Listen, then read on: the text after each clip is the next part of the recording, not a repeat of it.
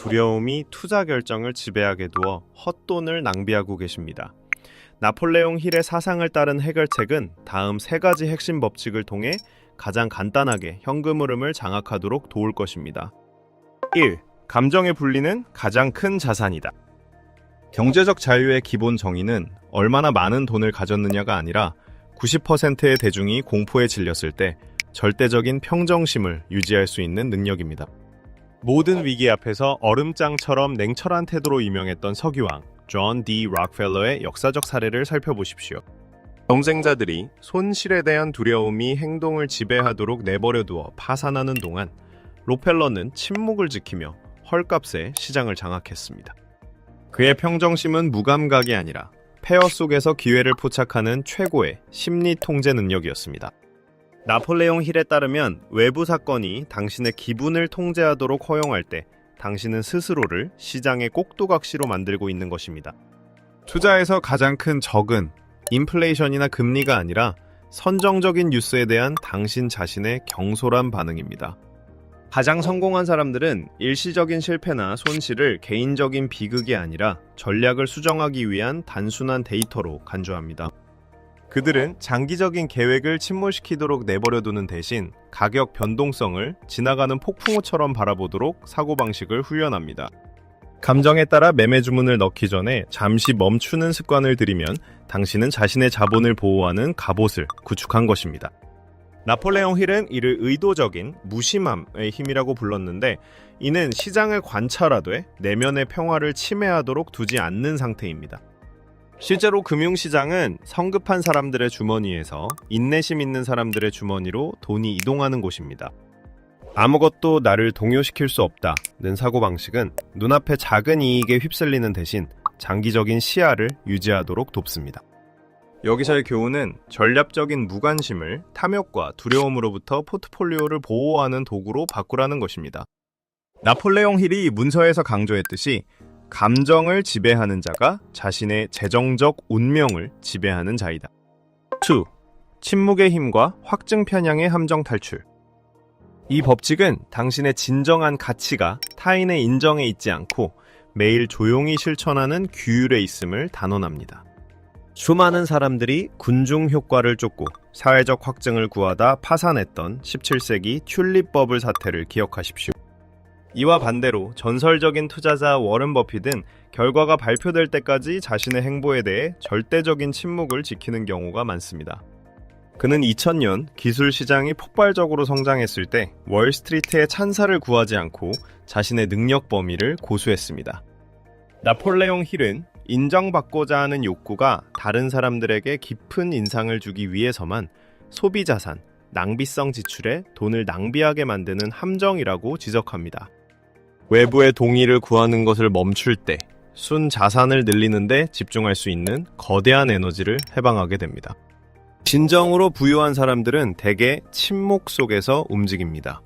그들은 부자가 될 계획을 알리지 않고 결과가 스스로 말하게 둡니다. 포트폴리오에 대해 과도하게 자랑하거나 설명하는 것은 동일한 시야를 갖지 못한 사람들로부터 불필요한 간섭과 해로운 조언을 초래할 뿐입니다. 침묵은 협상력을 창출하여 상대방을 당황하게 만들고 모든 금융 거래에서 당신의 입지를 확고히 하는 데 도움이 됩니다. 주식 종목이나 암호화폐, 트렌드에 대해 논쟁하는 대신 고요함을 사용하여 논리적으로 데이터를 관찰하고 분석하십시오. 돈에 대해 덜 말할수록 현금 흐름을 최적화하고 새로운 지식을 습득할 시간이 더 많아집니다. 진정한 자신감은 박수 소리를 필요로 하지 않습니다. 이는 계좌 잔고와 마음의 평안에서 비롯됩니다. 보편적인 교훈은 체면을 사기 위해 돈을 쓰는 것을 멈추고 자유를 사기 위해 침묵 속에서 투자하기 시작하라는 것입니다. 원문 자료의 조언처럼 사람들이 당신이 왜 그렇게 태어난지 궁금해하도록 두십시오. 그 미스터리 속에 당신의 힘이 있습니다. 3. 통제권을 내려놓고 위험을 관리하라. 핵심 원칙은 당신이 시장을 통제할 수는 없지만 자신의 반응과 자본 배분 방식을 완전히 통제할 수 있다는 것입니다. 2008년 금융위기를 생각해 보십시오. 거대 은행들이 경제 법칙을 조작하려다 무너졌습니다. 반면 나심 탈레브 같은 스토아 철학 투자자들은 혼란을 받아들이고 최악의 시나리오에 대비함으로써 큰 재산을 모았습니다. 그들은 정확한 바닥이나 정점을 예측하려고 하지 않고 반취약성을 지닌 금융 시스템을 구축하는 데 집중했습니다. 재정적 고통은 대개 시장이 결코 약속하지 않는 수익에 대한 경직된 기대에 우리가 집착하는 데서 비롯됩니다. 나폴레옹 힐은 이러한 사고방식을 물의 흐름에 비유했습니다. 장애물에 저항하지 않고 흐름을 따라가면서 계속 앞으로 나아가는 것입니다. 투자 손실에 분노하는 대신 냉철한 사고방식을 가진 사람은 신속하게 손절매하고 그것을 사업의 비용으로 간주합니다.